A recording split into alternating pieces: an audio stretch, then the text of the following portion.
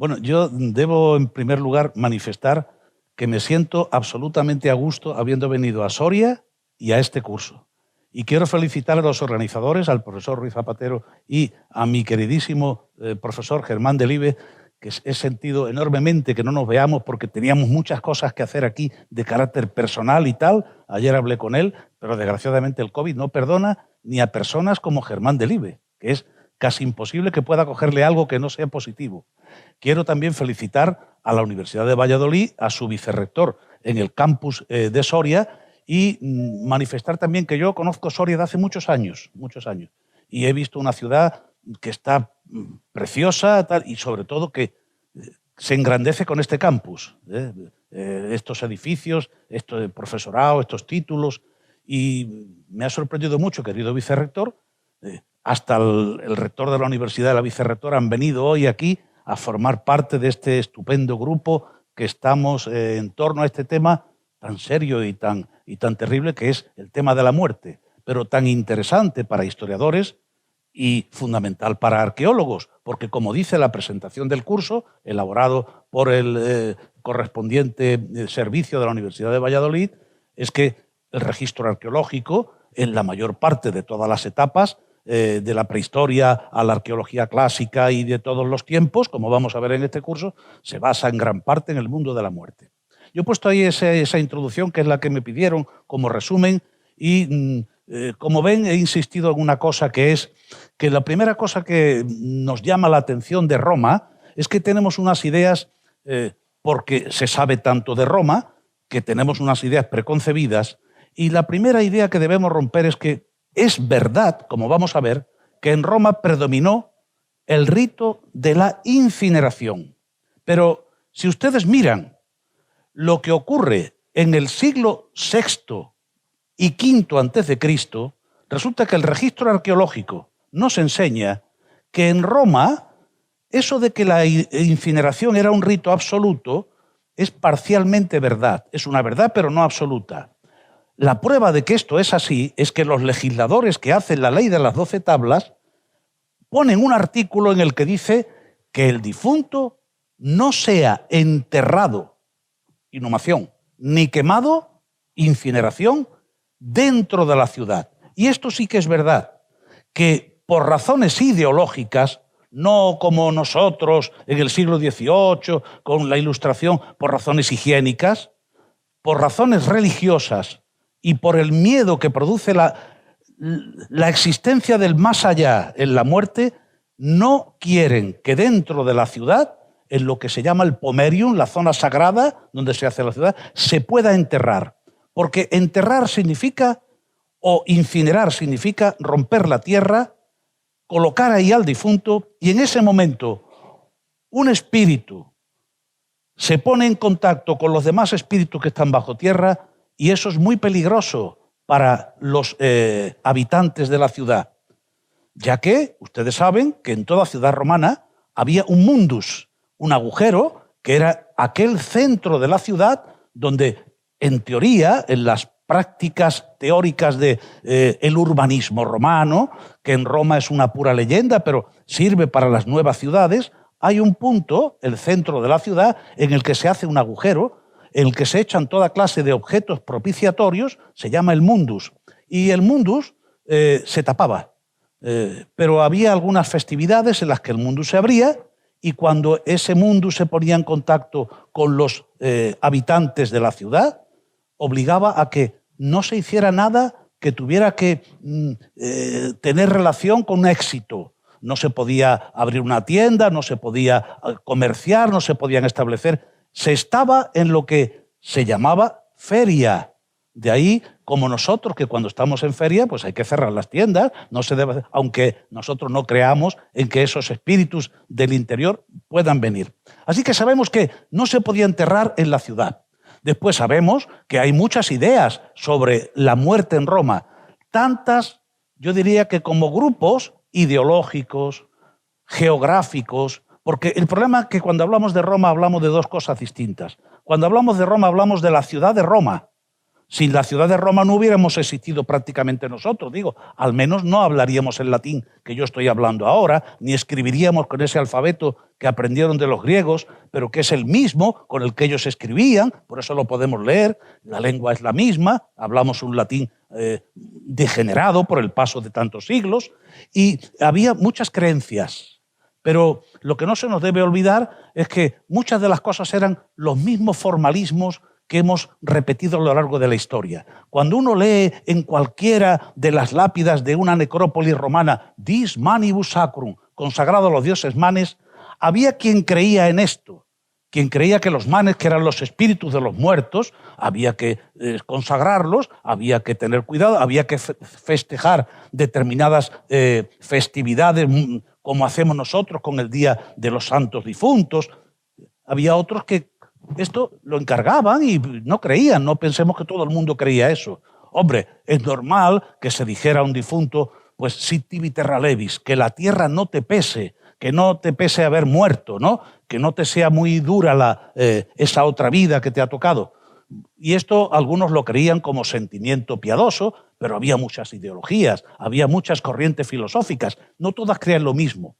A veces lo que se dice en Roma es lo mismo que se dice en los territorios del Oriente, porque no nos olvidemos que cuando hablamos de Roma ciudad, pero cuando hablamos de Roma como imperio, hay dos grandes zonas, el Oriente y el Occidente, que hay un momento en que Roma es tan grande que va desde las Islas Británicas hasta lo que son ahora los territorios del desgraciado de esa zona de Irak, hasta las zonas de Mesopotamia.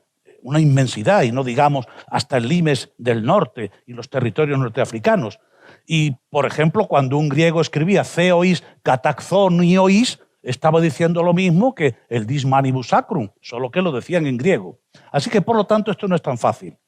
En cualquiera de los tratados tradicionales que leyéramos tan bonitos, que existen tanto sobre la historia de Roma y la muerte en Roma, pues todos nos contarían lo que le debieron contar a la familia del señor este que ven ustedes aquí, al que yo he traído solo por su cráneo, que si miramos en su boca hay un sestercio del emperador Domiciano, porque había que pagar el óbolo de Caronte. El espíritu debía cruzar la laguna Estigia y para poder llegar a aquel lugar que era el Hades había que pagar a aquel terrible barquero al que le dieron tantas formas y difundieron tanto unos de las gentes que vivían en los pueblos itálicos, los etruscos sobre todo, pero por influencia de los griegos, porque este tema... ¿Y creen ustedes que todo el mundo creía en eso del óbolo de Caronte? Pues probablemente muy poca gente creía en esas cosas. Hay algún autor latino que dice eso y dice, hay hasta quien cree que eso del óbolo de Caronte es una cosa que es verdad. Es decir, que claro, que había tantas gentes e ideas como la inmensidad que era el mundo romano. Así que lo primero que debemos saber es que cuando vamos a una ciudad romana, el mundo de la muerte no está en la ciudad. Y ustedes dirán, pues yo he visto muchas tumbas romanas dentro de una ciudad. Sí, en la decadencia de Roma, pero en la Roma antigua, en la Roma republicana, en la Roma imperial, las tumbas no están dentro de la ciudad o no deben estar dentro de la ciudad. Y por eso nosotros estamos acostumbrados a ver en Roma, yo he traído ejemplos de Italia, pues por ejemplo la Vía Latina, los sepulcros al lado y lado. Esos sepulcros lo que indicaban además es que en Roma hay que tener un gran cuidado con el tratamiento social, porque el mundo romano es un mundo absolutamente desigual. Lo primero que tenemos que pensar es que se trata de un mundo tan desigual como que es una sociedad profundamente esclavista y que, por lo tanto, padecen esas poblaciones el horror de que hay seres humanos y esclavos, porque un esclavo es una cosa que se compra, que se vende, pero que también tiene una condición humana y hay muchos esclavos que son liberados y se convierten en lo que se llaman los libertos, que son gente que se dedican a aquellas cosas que la sociedad romana de las clases sociales superiores no hace. Por ejemplo, trabajar, los negocios y por lo tanto hacer fortunas. Las Grebestrasse, que se diría en alemán, las calles funerarias en las ciudades no están en las ciudades. Este es un ejemplo de Pompeya. Normalmente están en los lugares por donde se entra y se sale de las ciudades. y por eso ustedes habrán visto las películas estas de romanos, en las que ven cómo a los que martirizan los colocan a lo largo de las... Normalmente ellos piensan en la Vía Apia, por ser la vía más importante de todas ellas. Y ahí hay toda una propaganda sociopolítica que la podemos ver nosotros exactamente igual, al menos en las tumbas de nuestros ambientes, no digamos, por ejemplo, si uno va a una ciudad como Génova a ver el cementerio, o en nuestros cementerios donde los más ricos tienen que hacer ostentación y por lo tanto tienen que construir el mayor de los mausoleos y presentar allí todas las ideas que quieren transmitir para que el visitante aprenda estas cosas y sobre todo porque son la gloria de la familia que se expresa en el mundo romano mediante estas imágenes del exterior. Yo he traído algunos ejemplos para que veamos que ese tema de la inhumación y de la cremación, en torno a la época en que se publica la Ley de las 12 Tablas, siglo V a.C., era un tema ya casi resuelto hacia la incineración. Porque no olvidemos, siguiendo la lección excelente que nos ha dado el profesor Ruiz Zapatero, que estos romanos son una mínima parte de unas gentes que viven en un territorio del centro de Italia. Forman parte del pueblo de los latinos y allí está la cultura lacial, que es una cultura de la Edad del Hierro, donde se practica la incineración. Cuando Boni, un famoso arqueólogo de la transición del 19 al 20, excavó el Foro Romano, tuvo ocasión de encontrar unos niveles donde había unas inhumaciones y unas incineraciones en Pizoi, que son muy mal valoradas, pero tienen un valor extraordinario, que reflejan las poblaciones que vivían en aquellas colinas junto al Tíber y que en aquel valle donde después se hizo el foro tenían sus lugares de enterramientos. No podemos hablar de esos como romanos, puesto que eran gentes de allí, pero aún no habían fundado la ciudad de Roma, que es una fundación no ya por la leyenda, sino por la arqueología, hoy muy bien documentada en el siglo VIII a.C., al mismo tiempo en que los griegos llegaban al sur de Italia y fundaban la primera de las colonias en la bahía de Nápoles, en la Spite Cusai. Así que al mismo tiempo llegaban los griegos y se fundaba la ciudad de Roma con la leyenda famosa a la que yo no me voy a referir ahora. Pero que en el siglo V ya el rito de la incineración era predominante, nos lo demuestra la arqueología. Y no hay demasiada información en la ciudad de Roma sobre ello, pero hay algunas. Por ejemplo, cuando Roma se convirtió en la capital de lo que es hoy la Italia unificada, los años 70 del siglo XIX, hace casi nada comparado, por ejemplo, con el caso hispano, pues se empiezan a hacer grandes construcciones para convertir a Roma en lo que es una capital, sobre todo porque la reina que venía del norte era una señora que decía que esas calles medievales no eran presentables y que había que hacer una ciudad moderna como Viena, como Milán en el norte. Y entonces se empiezan a derribar territorios y ahí, en esa zona que tienen ustedes, donde está el monte Esquilino, que me han explicado cómo se apunta aquí, pero bueno, lo ven ustedes por el círculo, ahí en el Esquilino, al derribar las casas, bueno, incluso supongo que gran parte de construcciones romanas, encuentran unas necrópolis que están fuera de los llamados muros servianos, porque tienen que estar fuera. Y en esas necrópolis aparecen cosas como, por ejemplo, el hallazgo de esa tumba. Es una gran caja de piedra dentro de la cual hay una urna y en esa urna hay los restos incinerados de un difunto, alguien de una importante riqueza. Allí se encontraron también la tumba llamada de los Fani o de los Fabii, con la famosísima pintura que se atribuye al tiempo de la guerra de los samnitas, fines del siglo IV. Y también el sepulcro llamado Arieti, por el que lo descubrió el constructor de aquella construcción, que corresponde a mediados del siglo III, porque es la tumba probablemente del cónsul Aulo Atilio. Si ustedes miran, finales del siglo VI, principios del siglo V, finales del siglo IV, principios del siglo III, mediados del siglo III, esos siglos que van del V al III son claves para entender qué pasaba en Roma. Y lo que pueden ustedes ver es que la arqueología nos enseña que el rito de la incineración había triunfado, que no había inhumaciones. Y de vez en cuando la arqueología encuentra que en niveles romanos de Roma o de las provincias porque no se olvide que en este tiempo aquí ya tenemos a los romanos. Han llegado a fines del siglo III y ya saben ustedes que aquí en Numancia pues vamos a nombrar algo de lo sucedido, algunos de esos personajes famosos que vienen aquí a conquistar la ciudad de Numancia. Pues en ese tiempo nos encontramos con que hay algunas cosas que no cuadran en este principio. De vez en cuando alguien puede encontrar una inhumación en un establecimiento romano y eso es una cosa republicana, claramente, siglo II, siglo I, siglo III. Pero ¿qué ocurre? Es que había poblaciones de Italia que, aunque formaban parte de los ejércitos romanos, aunque formaban parte de la colonización romana, no eran latinos, eran gentes de otras regiones de Italia que seguían practicando costumbres distintas. En Valencia, las excavaciones de la Almunia, hay unos enterramientos en los que claramente los arqueólogos son de primera categoría, los que lo han encontrado, demuestran que hay inhumaciones republicanas con alguna modalidad de enterramiento. Por ejemplo, colocar un perro al lado del difunto, que se ve. Y claro, esto se ha podido documentar porque proceden de determinadas zonas de Italia en donde esas costumbres existían. Sin embargo, encontramos casos curiosos, como los dos que voy a nombrar ahora. Curiosos, pero que son también una excepción, corresponden a las élites sociales.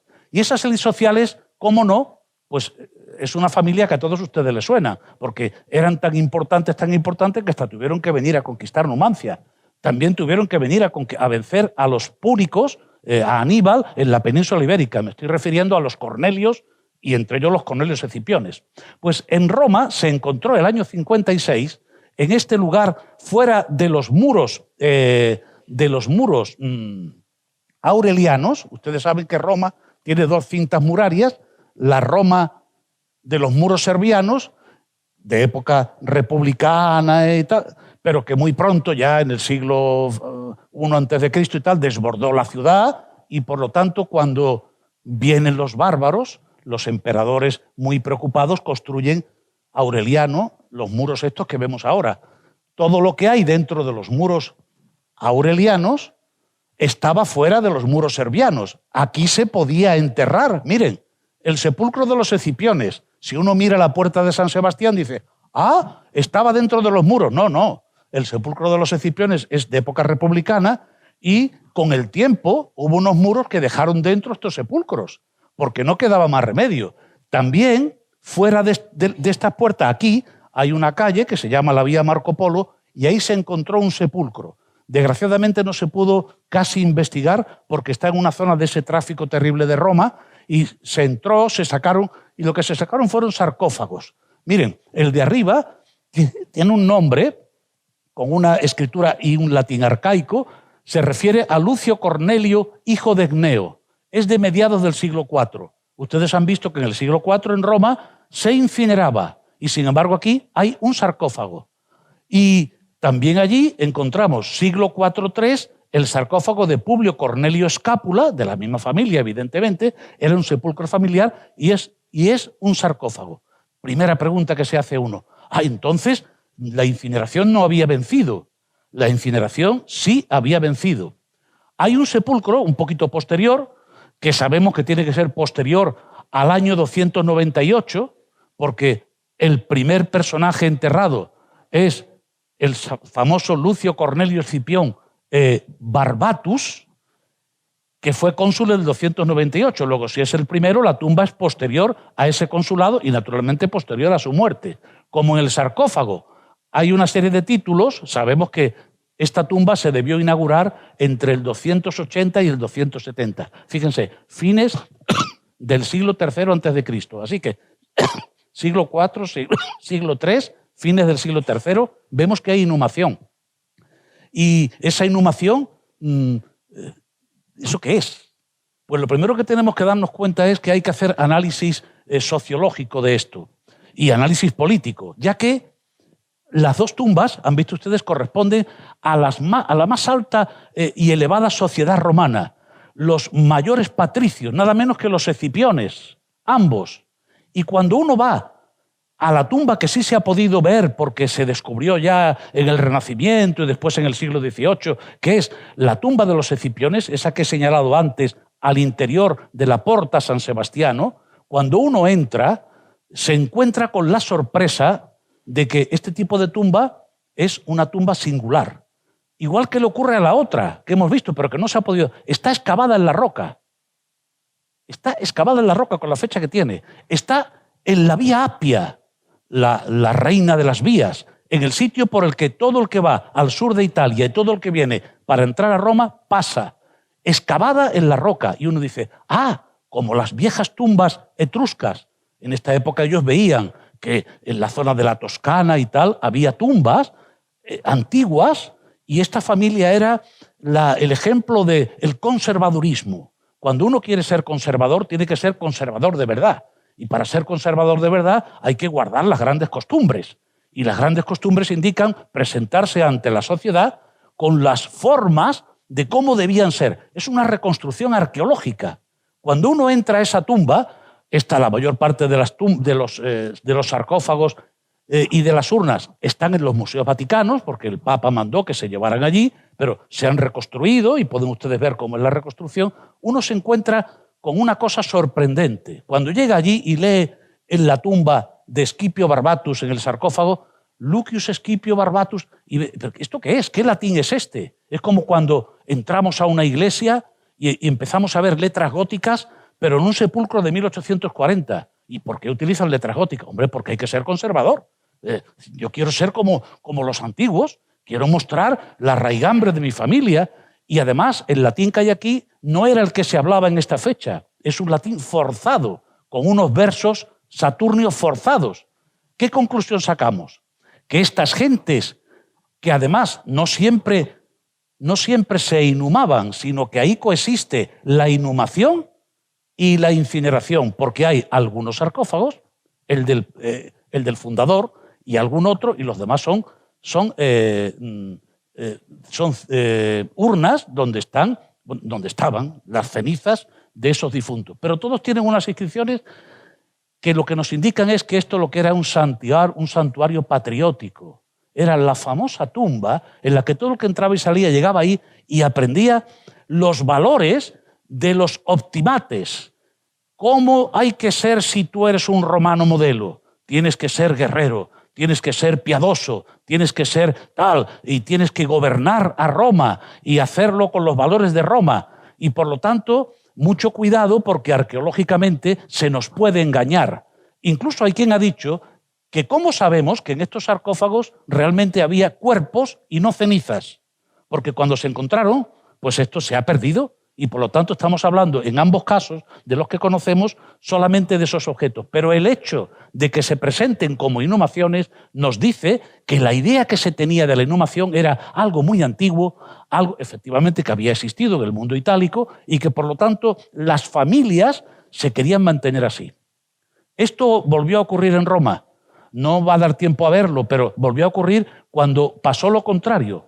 Cuando a partir del siglo II se generalizó la inhumación como producto de ideas que vinieron de Oriente, a partir del emperador Adriano, todavía las clases dirigentes, sobre todo los emperadores, seguían siendo incinerados, porque romper la tradición de algo tan sagrado como la muerte de un gobernante es algo que se puede hacer, pero de una manera lenta y progresiva. Así que podemos afirmar, con estas excepciones, que a partir del siglo IV a.C. en Roma se generalizó el uso de la incineración. Y por eso encontramos en cualquier lugar de Roma o de las provincias enterramientos normalmente en urnas. Esas urnas pueden ser desde un simple cacharro humilde de barro, según la calidad económica y social del difunto y su familia, o urnas más buscadas. Yo he traído un ejemplo español que estudié hace muchos años, provincia de Córdoba, la llamada Tumba de los Pompeyos, en la cual ven ustedes hay un mausoleo y en él hay una serie de personas enterradas que eran indígenas, Igalquis, Filius Ildrons, dos nombres que no son latinos, son unos indígenas, unos turdetanos, pero muy pronto esa familia pues, se llaman Egneus Pompeius Afer, y otros en que vemos que el nombre indígena se van romanizando e incluso tienen contacto con el famoso Pompeyo el Grande, que era alguien que tuvo aquí una cantidad de clientelas enormes entre las que debió estar esta familia. Si vamos a Roma podemos encontrar una urna republicana, como la que pongo ahí, que dice fulano de tal, ossa eic cita sum. Como es una cosa republicana, el latín es antiguo, aquí están los restos. Ossa no significa los huesos, pero no olviden ustedes que en cierto modo sí, porque como ha explicado el profesor Ruiz Zapatero, la incineración tiene diversas formas de hacerla. Y este tipo de incineraciones deja muchos restos de huesos, de manera que las incineraciones en Roma conllevaban después una recogida de los huesos que se hacía con todo un ritual narrado por los textos. No debemos hacer demasiado caso, esos huesos se recogían, se lavaban, se sometían a todo y lo que normalmente se guardaba en las urnas no eran las cenizas propiamente dichas, sino las cenizas, pero que eran los restos incinerados de esos cadáveres que por la combustión, que no era muy como se hace hoy, pues dejaban mucho resto cadavérico, que era lo que se recogía. Aquí, por ejemplo, he puesto una urna de un personaje muy famoso, está en el Museo Nacional Romano, la urna de Tiberio Claudio Melitón, hijo de Atenodoro, naturalmente de un griego, y era médico de Germánico. Y sabemos que era muy famoso porque el famoso médico Galeno, habla de él porque decía que había descubierto una medicina que era famosísima. La muerte en Roma, por lo tanto, ya ustedes ven por dónde voy, tiene un fuerte componente relacionado con las clases sociales, con esa división de clases sociales, y esas clases sociales son de una separación y evidencia, como ustedes saben, por los estudios de historia antigua que han realizado, de una separación, no diré brutal, pero sí muy clara y prácticamente muy rígida. Deben ustedes saber que la manifestación de la muerte con respecto a las clases sociales tiene un claro componente de marcada diferencia en una de las costumbres de la que nos hablan una serie de textos en lo que se llama el funus publicum, porque no es igual que se muera un particular que se muera un procurator de una provincia, que se muera el emperador, que se muera el príncipe que es heredero, y por lo tanto hay un funus publicum y un funus privado. La palabra funus es la que produce en nosotros la palabra funeral, es decir, todo lo que se hace relacionado con un difunto desde que ha dejado de vivir hasta que es incinerado su cuerpo y después sus cenizas son llevadas en una urna para ser enterradas.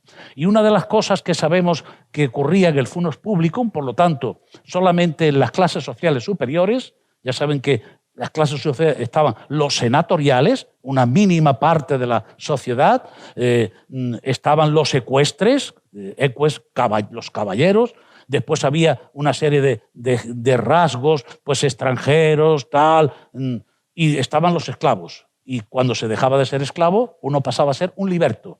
Recibía la libertad, pero quedaba unido al viejo señor, al viejo dominus, al patrono, por una serie de lazos de clientela. Pues cuando moría un personaje importante, si leemos, por ejemplo, lo que cuenta Polibio en sus libro 4 de sus historias, les voy a recordar que Polibio es un historiador griego que ha sido traído desde Grecia como producto de la guerra que hacen los romanos, y uno de los escipiones se lo trae y lo tiene en su casa. Y es un esclavo, pero es un esclavo privilegiado. Y convive con él un personaje que es muy de Soria, porque en su casa de Roma, pues Publio Cornelio Cipión Emilianus Africanus, llamado así porque destruyó Cartago, pues ya saben ustedes que es el Africanus Minor, el Numantinus, título que recibió después de la destrucción, de la conquista y destrucción de nuestra Numancia, que vamos a visitar mañana, que fue cónsul 2 veces y tal. Bueno, pues este Polibio, como era un griego, pues se extrañaba de ver lo que hacían los romanos. Y cuenta lo que ven ustedes ahí en esa traducción, que no es mía, pero me parece bastante buena, que cuando moría un personaje importante, se trasladaba el cuerpo hasta el lugar donde iba a ser incinerado. Era el ustrinum, donde se quemaba el cuerpo y después se recogían las cenizas.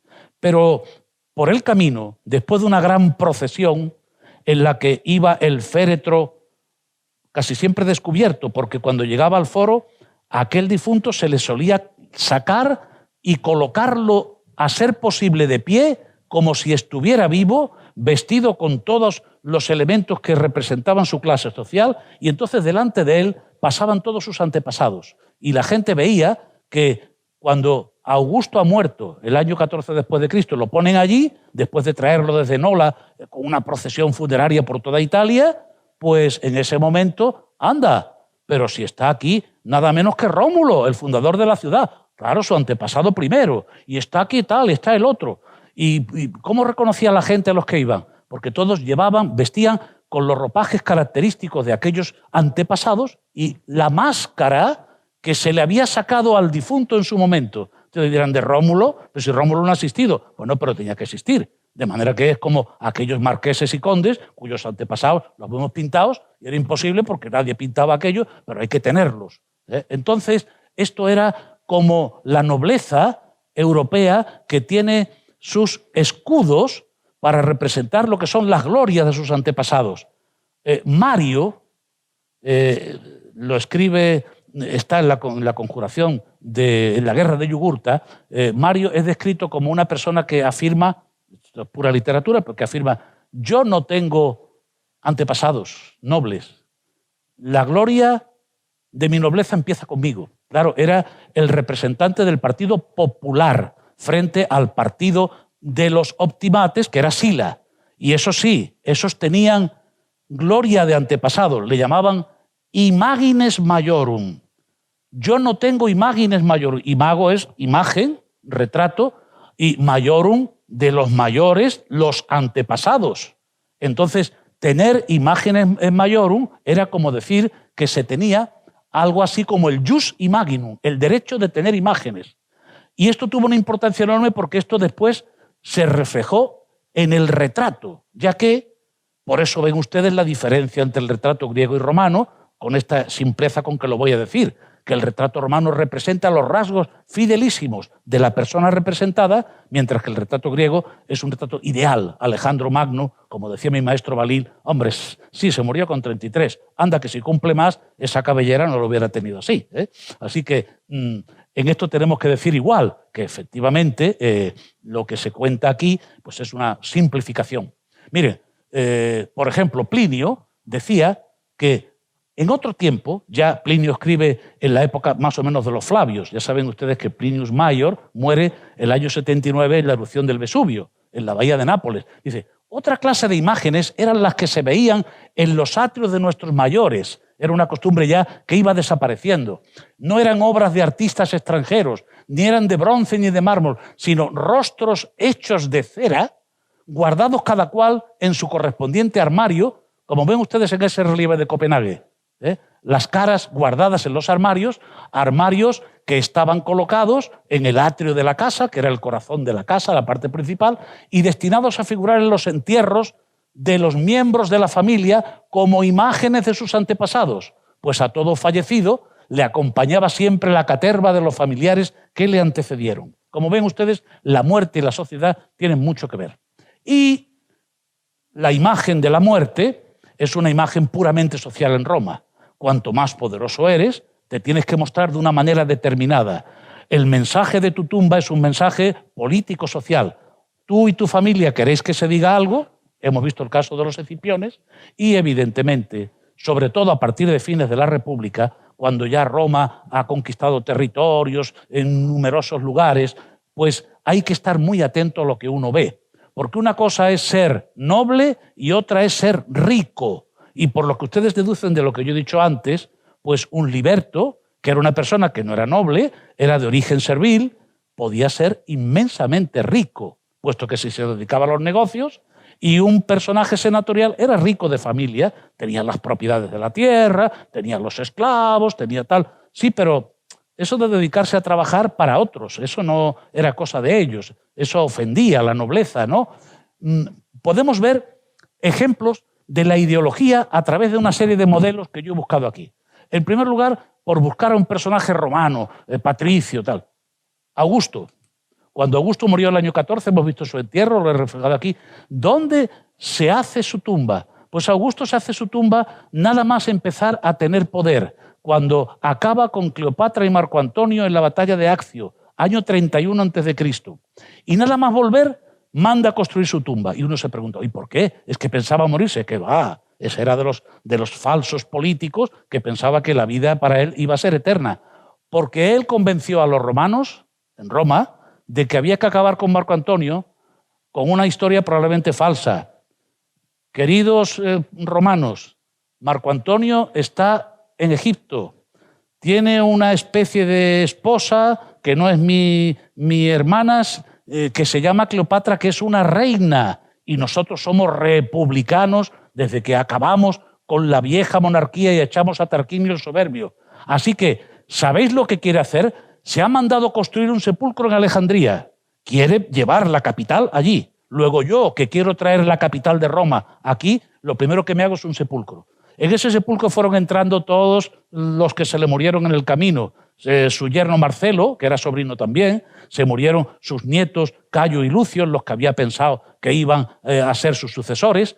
¿Y qué es el mausoleo de Agripa? Perdón, el mausoleo de Augusto. Primero el nombre, fíjense, mausoleo, la tumba de Mausolo. Un edificio que tiene una complejidad enorme para colocar lo que están ustedes viendo ahí, unas cuantas urnas en las que estaban las cenizas de los miembros de la familia, pero había que hacer un inmenso edificio. Y ese edificio, en las reconstrucciones que se han hecho, varía según quiere realzarlo. Ya saben ustedes que esto ha sido hasta Plaza de Toros en Roma, puesto que es circular y se aprovechó como Plaza de Toros. Bueno, cuando había toros en Roma, que hubo alguna vez, por ejemplo, cuando se conquistó Málaga, lo primero que hicieron los reyes católicos es comunicarle al Papa que habían conquistado para la cristiandad una ciudad musulmana y que para celebrar aquello se hiciera una corrida de toros. Y se hizo una corrida de toros en Roma. Bueno, pues, miren, yo estoy más conforme con las restauraciones con la primera de allá arriba, que tiene poco éxito. Es un edificio enorme, lleno de pasillos, de más pasillos, para nada, para llevar unas cuantas urnas, porque refleja dos cosas. Refleja el tipo de construcción helenística de los monarcas del Oriente y él, en el fondo, lo que quiere es ser un monarca, pero lo disimula, diciendo que él ha venido a restaurar la República. Pero si eso era verdad, ¿por qué casaba a su hija constantemente con quienes quería que fueran los sucesores? Eso solo lo hacen los reyes. ¿Y por qué él establece un sistema hereditario y dice, no, yo he venido aquí a restaurar la República? Bueno, menudo republicano. Es decir, que con republicanos así la República nunca llega. Porque claro, imagínense, se creó el imperio a base de decir pues, que quería ser republicano. Y aquí hizo lo mismo. Se presentó ante el pueblo para que unos leyeran que era un hombre culto, propio del mundo helenístico, que llevaba ese alto nivel que solo entendían unos cuantos. Y por otro lado, un túmulo de tierra, como las tumbas que se veían en Etruria y que ellos sabían que aquello eran tumbas de gentes antiguas, lo que hemos visto de los escipiones. ¿Qué necesidad tenía de tapar aquello con...? Pero eso tuvo éxito enorme. Otros emperadores no tuvieron la suerte de poder diseñar sus tumbas. El hispano Trajano se murió en las campañas de Oriente y trajeron sus restos, pero no era como Augusto, que murió en Nola, en la zona de cerca del actual Nápoles, y llevó el cadáver, pues como casi nuestra reina Juana con su amado Felipe, por toda media España hasta llegar a Granada, algo así. Es que murió en Oriente, tuvieron que quemar su cadáver. Y entonces quemaron su cadáver y vino en una urna de oro y fue colocado en el interior de la columna trajana. Fíjense, esto rompe la tradición, porque aunque sean simplemente unos pocos de restos, la columna trajana está en el foro de Trajano. Pero se ve que mereció la pena romper la tradición por el éxito que había tenido en sus conquistas este emperador vencedor de la Dacia. Para los romanos, la guerra, lo que está reflejado ahí. Bueno, también cuando asesinaron a Julio César, pues recuerdan ustedes la historia, no la que contó Shakespeare en su tragedia, sino la auténtica, que el pueblo, que montó en una verdadera exclamación de dolor por la muerte de Julio César, resulta que cogió el cuerpo e incendió una pira dentro del foro, cosa que contradecía cualquier norma. Bueno, inmediatamente cuando acabó el rogus aquel, se sacaron las cenizas y se llevaron a la correspondiente tumba fuera de los muros. Pero todavía hoy, si ustedes van al foro, en el templo que se mandó construir por Augusto en honor de su padre adoptivo y tío, que era Julio César, verán que en la parte delantera del templo Divus Iulius hay un semicírculo y dentro hay como un altar. Y todavía hoy, no sé qué gente deposita flores. Siempre hay flores allí. A mí me ha sorprendido que se quiera tanto a un dictador. Es decir, que cómo después de tantos siglos los dictadores pueden ser amados. Hay gente para todo. La tumba de Adriano, este sí se murió aquí. Adriano, el sucesor de Trajano, el emperador de los viajes. ¿Qué edificio sepulcral se hizo tan enorme? Al otro lado del Tíber, de donde estaba la tumba de Augusto. Fíjense, lo que después se constituyó en el famoso Castel de Sant'Angelo, que es un auténtico fortín de la Edad Media, pero el cuerpo interior, dentro, ¿qué es lo que hay? Pues pasillos y más pasillos para casi la nada, porque lo que hay ahí son, en este tiempo, incineraciones. Y ahí Adriano tendría tendría porque no la hemos encontrado, una urna para tanto edificio. Bueno, fue muy útil el Papa Clemente cuando los españoles, cuando las tropas de Carlos V hicieron el saco de Roma, recuerden ustedes que consiguió ir, se refugió ahí, y que las tropas le cantaban desde abajo eso de Santo Padre, sois Clemente, porque se llamaba Clemente sin que os cuadre. Hombre, estaban allí, pero el Papa se salvó, ¿eh?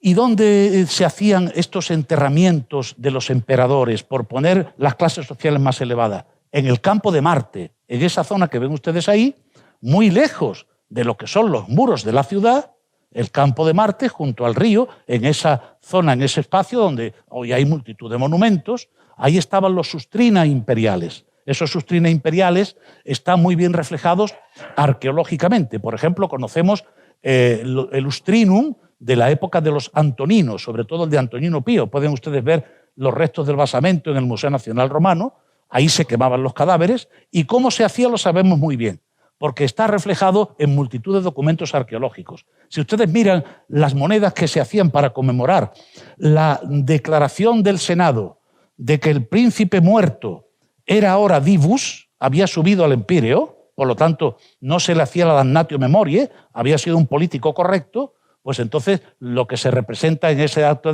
es la pira funeraria. Esa pira funeraria, que la ven ustedes ahí como una torre, está muy bien descrita por un historiador herodiano que hace una historia de Roma, ya de la Roma tardía, y está muy bien descrita en la base de la columna de Antonino Pío, que fue trasladada desde el campo de Marte, donde estaba cerca de los Sustrina, fue trasladada al Giardino de la Piña de los Museos Vaticanos. Es una verdadera preciosidad en la que se representa el momento en que Antonino y Faustina son elevados por ese personaje que lleva alas desnudo, que es la representación del tiempo eterno, y representado, y dos águilas que suben las almas de él y de ella, que mueren en tiempos distintos. Por lo tanto, como ven, el tiempo aquí no está bien calculado, en un sitio que dice claramente dónde es. A la derecha dice, esto ha pasado en Roma. Roma está representada como una mujer con arma, y esto en Roma ha pasado en el Campus Martius, el campo de Marte, donde estaba efectivamente ese obelisco que había traído de Egipto Augusto, con el que en el campo de Marte había construido ese monumento que hay allí, que he marcado con una flecha, que es el Horologium Augusti, el reloj de sol más grande que ha existido nunca, porque ese obelisco egipcio, la sombra que proyectaba en el suelo, marcaba las horas, los días, la hora en las diversas ciudades importantes, y además se conserva parcialmente, se puede ver bajo una casa, y el Horologium no, fue trasladado a la puerta del Parlamento. Allí la pueden ustedes ver, en la puerta del Parlamento.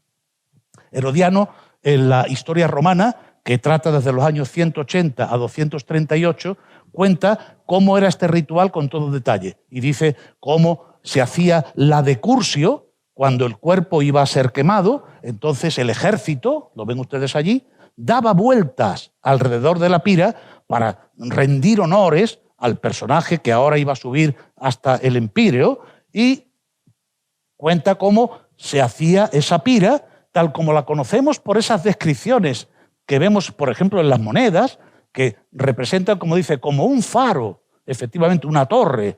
En la parte última se colocaba el cuerpo, que era incinerado.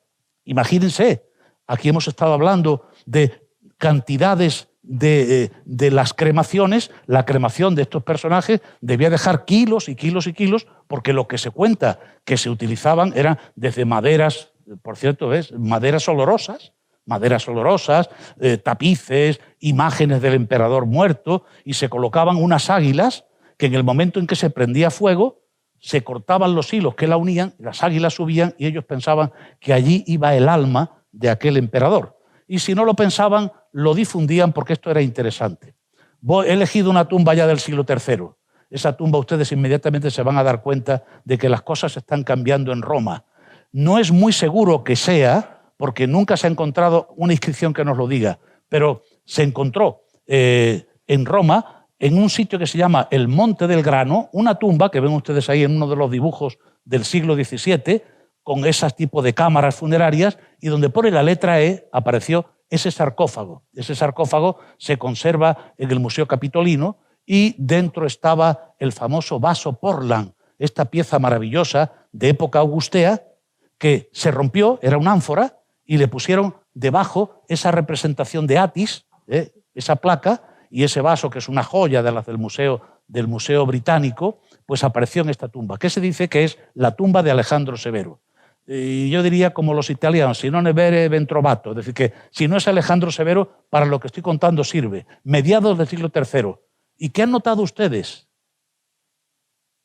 Pues que este señor ya no se quemó, porque tiene un sarcófago. Ha cambiado el rito y surge el tema de los sarcófagos. ¿Cuándo he dicho que empezó a cambiar el tema de la incineración a la inhumación? A partir del siglo II. Sobre todo porque hay un emperador, que ustedes lo han visto, que se construye ese espectacular mausoleo, la mole Adrianea, Adriano, que es alguien amante del Oriente, pero no es él el que lo impone, es que el Oriente ha vencido al Occidente. Y las costumbres de enterrar del Oriente son costumbres que se van introduciendo en el mundo occidental y finalmente vencen. Fíjense si vence, que el cristianismo heredó lo que se encontró en Roma y que hasta prácticamente hoy, en que están cambiando las costumbres, pues la inhumación ha sido el rito predominante en el mundo cristiano en general. De manera que, ¿cómo eran estos entierros? Lo sabemos. Hay descripciones literarias, algunas para reír muchísimo, por ejemplo, la descripción que hay de la tumba de Trimalción, de la que se quería construir, o algunos relieves como este de Chieti, que nos cuentan cómo la gente, sin ser de grandes familias nobles, pero se hacían tumbas en las que ponían relieves que todo el mundo debía recordar. Menudo entierro tuvo la señora, fíjense, menudo entierro. Los tocadores de tubas, los tocadores de flautas, las plañideras, estas descripciones literarias las podemos ver. Y después, la cantidad de porteadores. Cuando uno lee a Cicerón, pues a nadie lo llevaban con esa cantidad de porteadores. Y además, como ven, la familia está destacada. Fíjense que lo que estamos viendo ahí, no hay nada escrito, pero hemos entendido absolutamente todo. Pero eso no es clásico, eso es lo que llamamos plebeyo.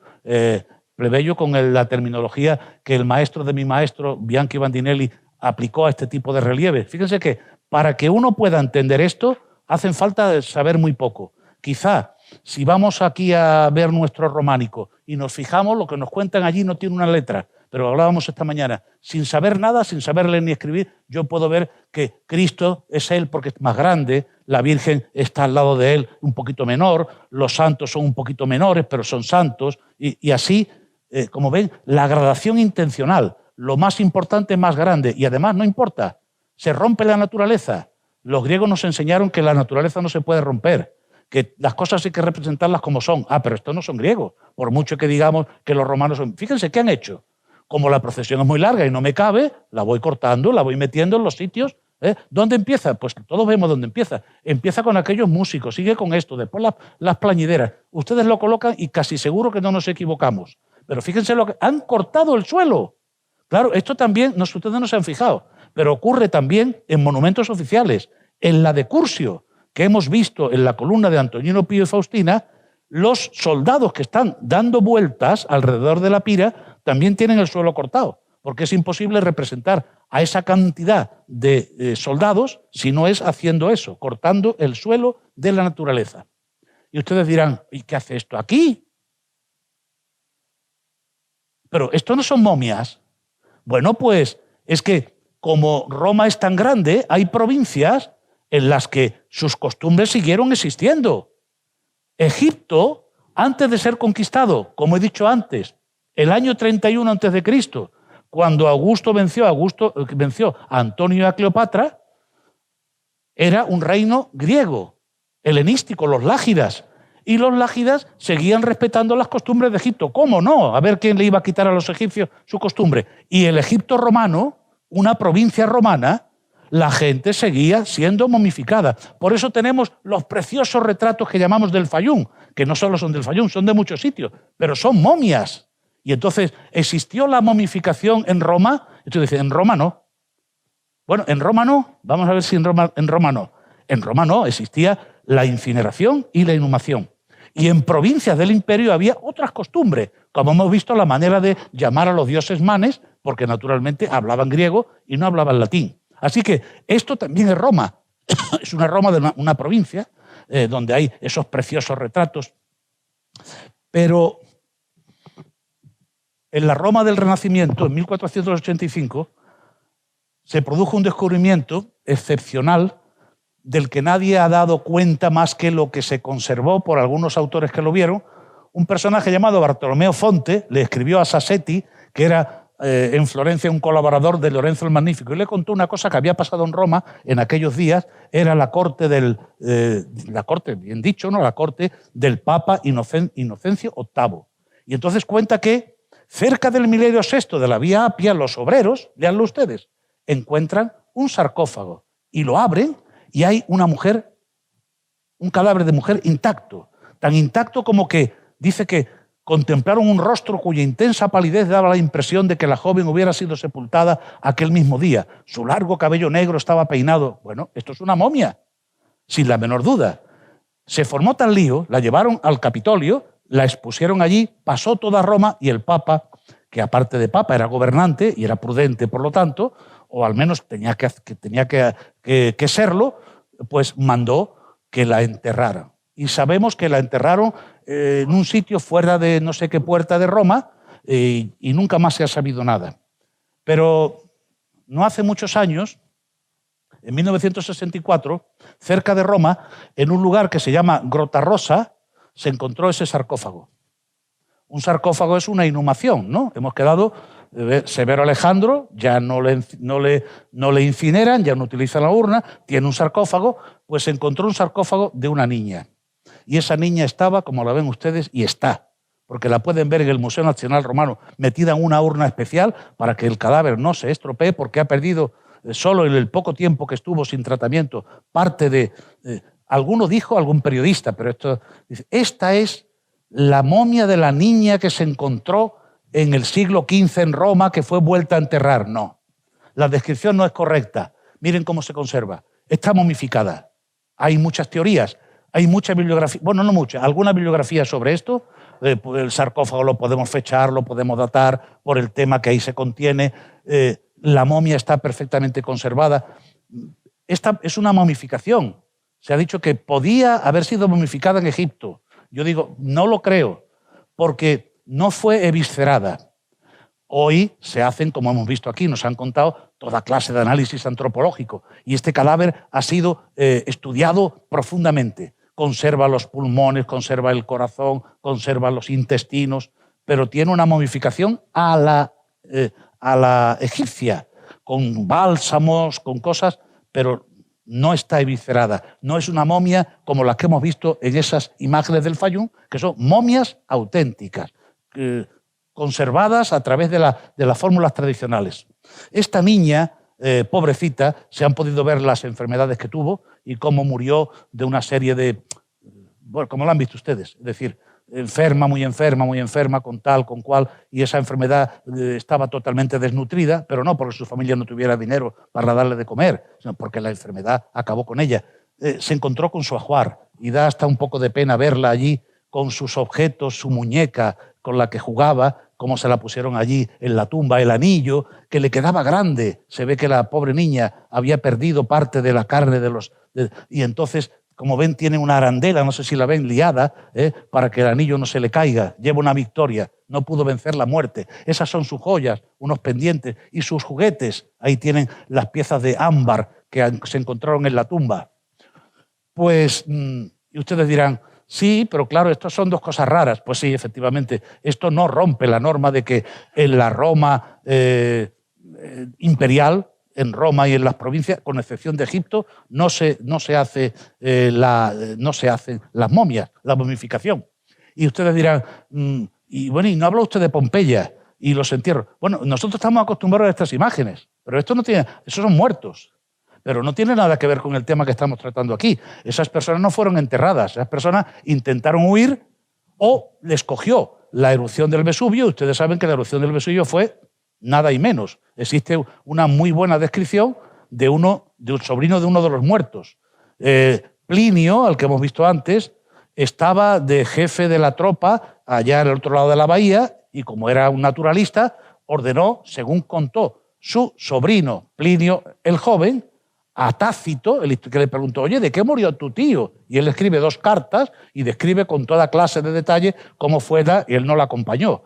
Quiso ver cómo era y fue allí y parece que se asfixió.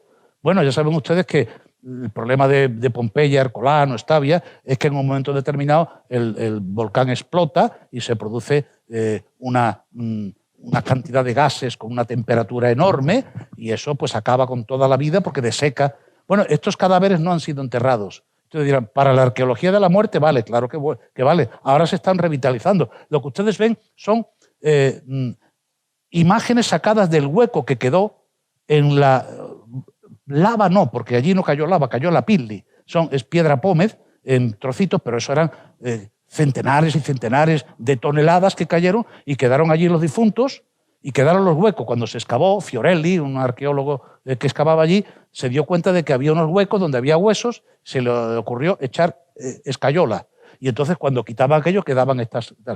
Y entonces ustedes dirán, cuando se destruyó Pompeya, no hay necrópolis. Claro que hay necrópolis, las he puesto al principio. Esas calles funerarias no hay inhumaciones, porque estamos en el año 79, en la época de los Flavios, y hemos quedado que hasta el siglo II no es cuando se generaliza, cuando empieza el nuevo rito de la inhumación, que conduce a esas tumbas, como la de la niña, que aunque sea una momia, es una inhumación en un sarcófago. Pero el año pasado se produjo este descubrimiento que ustedes lo habrán podido ver incluso porque a mí me ha llegado en las noticias de Internet anteayer. Lo que pasa es que yo ya me lo sabía, pero me ha llegado anteayer. Se están haciendo excavaciones en las necrópolis de Pompeya. Ahora Pompeya es un lugar que se excava, hay muchos fondos europeos, el profesor Osanna, que ha sido el director, ha promovido todo esto. Un arqueólogo valenciano, el año pasado, que el mes de agosto, no hace un año, excava una de estas tumbas en Porta Sarno y entonces descubre esto. La primera sorpresa que se lleva es que, hombre, lo que tiene que encontrar aquí, con esta fecha, esto es anterior al 79. El 79 la ciudad se destruyó. Tiene que ser una incineración. Ah, pues no, hay un difunto ahí. Pero cuando entran y empiezan a mirarlo, miren qué sorpresa. Anda, es que está momificado. No solo es una inhumación, sino que está momificado. Bueno, no es una momificación muy buena, pues como ven, comparado con lo que hemos visto antes, bueno, pero es que esa tumba tiene contactos exteriores en cierto modo. Y este señor, que es un personaje muy interesante porque era un liberto, había sido un esclavo, había sido ya un liberto, debía tener mucho dinero para hacerse esta tumba, había pagado incluso juegos griegos y latinos y el resto de la tumba era el espacio alrededor en el que había otros enterramientos, los normales, uno con la lápida de una mujer, ahí la tienen, que debía ser su esposa. Él se inhuma y le hacen una momificación, ella se incinera y guarda sus cenizas en una urna de cristal dentro de una caja de plomo con los correspondientes, lo que llamábamos por tradición del Renacimiento, llamados lacrimatorios, son ungüentarios de vidrio, pero el Renacimiento pensaban que eran las lágrimas de la familia que se colocaban, y estos nombres los seguimos repitiendo. Y como ven, una ánfora donde también se entierra alguno de los esclavos de la familia, así que como ven ahí, ¿eso significa que en Pompeya la gente se momificaba? Pues no, pero lo que sí significa es que hay particularidades. Es decir, que hay que tener en cuenta que cuando decimos generalizaciones, el Imperio Romano es muy amplio, es muy grande y es muy complejo. Y yo ahora voy a ir pasando porque me parece que ya casi me he pasado de la hora. Yo no lo sé. ¿Cómo estamos de tiempo? ¿Muy mal? Totalmente pasados, ¿no? Pues voy a ir pasando para que ustedes vean modalidades de enterramiento. Primero vamos a ver las incineraciones. Y ahí he puesto un libro de un profesor francés, aunque tenga ese apellido, Andringa, que ha excavado una serie de tumbas, que ha reexcavado. Y esto está dando unos resultados espectaculares, porque ahora ya sí se hace arqueología de verdad, con esos métodos y técnicas que han comentado los profesores que han hablado a lo largo del día y que han visto ustedes que el cambio frente a la arqueología tradicional es enorme, los nuevos métodos de datación, los estudios de toda clase de investigaciones. Y voy a ir poniendo rápidamente algunas cosas que no hace falta que les explique. Las urnas cinerarias de vidrio que se guardaban en esas cajas de plomo, a veces en cajas de piedra. Algunas son muy conocidas, se pueden fechar, porque están dentro de tumbas que conocemos muy bien, famosísimas las de los platorinos. Según la riqueza del difunto y la riqueza del monumento, así son también las urnas. Vean, maravillosas urnas en alabastro y en piedras distintas. Muchas de ellas les llamamos ollae ossuariae, pero ustedes entenderán que esa palabra olla ossuaria se refiere a este tipo. Pero esto es muy general, en cualquier lugar. La primera que ven ustedes es de Cádiz y las otras son de Italia, de diversos lugares. Como ven, son prácticamente iguales. Algunas son magníficas. Yo he estudiado este tipo de las urnas, estas que tienen la cabeza de Amón. ¿Y por qué lo estudié? Pues porque la que ven ustedes en un grabado es una desaparecida que en el siglo XVIII se conservaba en una colección de cerca de Cádiz y se había encontrado en una de las necrópolis gaditanas. Y bueno, ven ustedes, he puesto ahí algunos ejemplos de lo que hay. Estas urnas, según la riqueza, han sido reaprovechadas. Esa que hay allí, que procede de la zona del sur de Italia, fíjense, ha sido utilizada durante mucho tiempo como aquasantiera, ahora no me sale en castellano, como pila de agua bendita, es decir, en la iglesia. Se ha aprovechado porque es tan bonita, y como ven son urnas de carácter. Ahí pueden ver, esta es del Museo de Berlín, alguna selección de los tipos de urnas. Ahí tienen otra del Museo Arqueológico Nacional de Madrid, montada así. Si van ustedes ahí y la ven, pueden ver diversos tipos de urnas que se utilizaron en todo el periodo en el que en Roma existe la incineración. Después pueden ver las modalidades, las riquezas, incluso hay algunas aras, como la que ven ustedes ahí, que llamamos aras ossuariae. Es un altar que dentro tiene un hueco para colocar los restos del difunto y así se pueden ahorrar tener que colocar también un altar para los ritos. Pueden ser muy complejas, muy ricas, están estas muy pobres del sur de Hispania, la necrópolis de Carmona, que yo estudié también, y ahí pueden ver una necrópolis que yo les recomiendo que vean, hay que pedir cita con mucho tiempo, la necrópolis vaticana.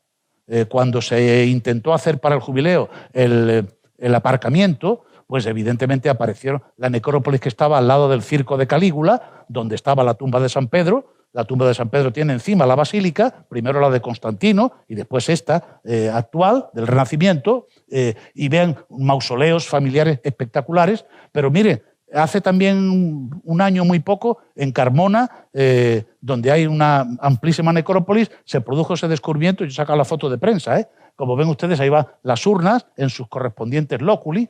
Y tumbas hay diferentes, diversísimas y según el gusto del consumidor. El señor Cestio, riquísimo, a fines de la República, cuando todavía Roma no había conquistado Egipto, se quiso enterrar en una pirámide. Pero este señor no se enterró y le hicieron momia, no. Lo que hay dentro son unas urnas, pero él se quería presentar como lo quien era. Cecilia Metela, la mujer de Craso, en la Vía Apia se mandó construir este espectacular monumento, que es tan grande y tan bonito y tan de Oriente, tan helenístico, que se utilizó después en la Edad Media como un castillo, está allí. Pero cuando uno entra dentro no hay nada. ¿Qué es lo que hay? Nada. Una cámara, mírenlo, una cámara por arriba abierta y lo que había eran unas olas osuarias. Nada. Ese gran monumento es pura propaganda, es pura expresión de la riqueza. Un panadero de Roma se construyó la tumba que todo el mundo hubiera querido tener aquí, junto a lo que se llama Porta Maggiore, donde están los acueductos, en primera línea, el más caro de los terrenos funerarios, se mandó a construir este edificio. Y claro, cuando por aquí pasaba un patricio diría, Dios mío, qué cosas vemos, qué barbaridad, porque la tumba es de un panadero. Claro, no era un panadero cualquiera, era el panadero que surtía de pan a las legiones. Por lo tanto, tenía un negocio que ya se pueden ustedes imaginar entre lo legal y la corrupción, cómo debía ser para construirse esta tumba. ¿Qué representa? Pues cosas de panadería. Arriba hay un relieve de cómo se hace el pan, desde la pesada del trigo hasta la fabricación. Y la forma que representa eso probablemente son las grandes tinas donde se mezclaba el agua, pero representado para que se vea. Es decir, no como estaban, que estaban vistas de arriba abajo, sino para que tú veas lo que era. Yo me siento orgullosísimo de esto. Y como esto, pues hay muchos ejemplos. Miren, Petronio, dicen que cuando se peleó con Nerón, escribió esta obra que se llama El Satíricon. Es una obra, bueno, yo siempre que a mis alumnos he dicho, bueno, si alguno tiene mucha cosa moral, no la lean, porque todavía, por ejemplo, a mí en mi época no me hubieran dejado leer esto, ¿no? El Satíricon, porque representa unos personajes lo más libertino. Es divertidísima. Y dice que lo que representa a un personaje, un nuevo rico, era una crítica al emperador Nerón, que efectivamente después mandó matarlo. Saben ustedes que Petronio era un tipo árbiter elegantiarum, el tipo más elegante de Roma, un hombre cultísimo y tal. Y Nerón era un patán, y claro, así le fue. Y miren, ella explica, le dice a su arquitecto cómo quiere su tumba. Y cuando ustedes lo lean, dice, lo que ha puesto este señor ahora está aquí. Primero, este monumento no lo van a heredar nadie. O monumentum non heredum non sequetur. Esto no lo va. Y sobre todo, miren, quiero que la tumba tenga 200 pies de fachada y 100 de fondo. Es decir, lo que ustedes ven en la calle, en el camino, 200 de fachada y 100 de fondo. Una tumba normal de alguien muy rico tenía lo que ven ustedes ahí. In fronte pedes, 15 pies. In agro pedes, 24 pies. Esto era un pedazo de tumba, es decir, que tenía 4,5 metros de fachada y 7 metros y medio. No, él quería 200 por 100. Una exageración. Pero léanlo, porque es divertidísimo lo que quería que hicieran de su tumba. Y uno ve que estas cosas existen. Después, la muerte, no todo el mundo la recibe igual. Había quien pasaba de la muerte por razones filosóficas, quien utilizaba estas preciosas copas del tesoro de los Correales para pasárselo bien en el simposium. Fíjense, se reía de la muerte porque bebía vino y lo que había fuera eran los esqueletos bailando. Le importaba un bledo a la muerte. Carpe diem es una manera filosófica, mientras que algunas otras gentes pues cumplían con los ritos. Mire, esta tumba de Pompeya tiene ahí ese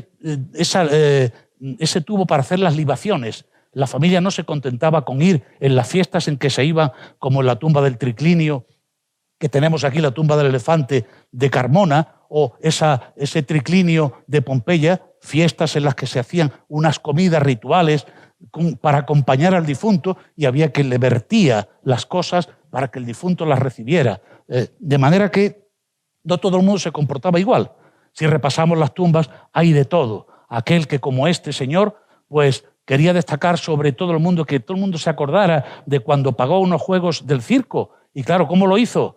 Pues que me hagan más grande que nadie, pero que me vean, como la cabeza. Y la mujer, bueno, la mujer más pequeña, mírenlo, desproporción. Pero él, sobre todo la cara, ¿quién no lo iba a reconocer? O estas señoras que morían y entonces su cara era pues como eran, pero su cuerpo era de una Venus, consecratio in forma de orum. Una vez que te mueres, eres como una divinidad y se te permiten todas las cosas.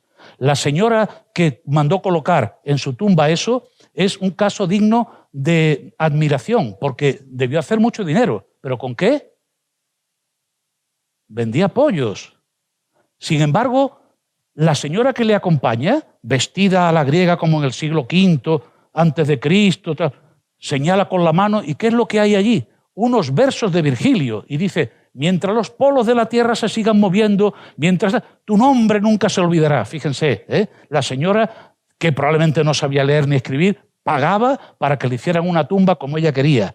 Y algunos pues no se contentaban con haber trabajado bien. Este señor era sutor, era zapatero en la Porta Fontinalis, y ahí recordaba los modelos de zapatos que él hacía y tal. Así que no te olvides la de veces que has venido allí a ver la tumba. Los herreros, los carniceros, pues tenían dinero para hacerse sus tumbas, y los relieves lo que nos reflejan son lo que llamamos relieves de oficio. Es una modalidad interesantísima para reflejar a la sociedad romana, y a esto habrá que unirle más cosas. Los esclavos, los libertos, pues si tenían posibilidad, también tenían sus tumbas y lo podían pagar. Y a veces personajes que, sin ser del orden ecuestre o senatorial, querían que sus caras estuvieran a la vista de todos, y a veces, como en este precioso relieve de poca calidad económica, lo que se cuenta ahí pues es que ella habla y dice: en vida me llamaron Aurelia, y el otro dice: Aurelio Hermia, Liberto de Lucio, carnicero de la colina Viminal.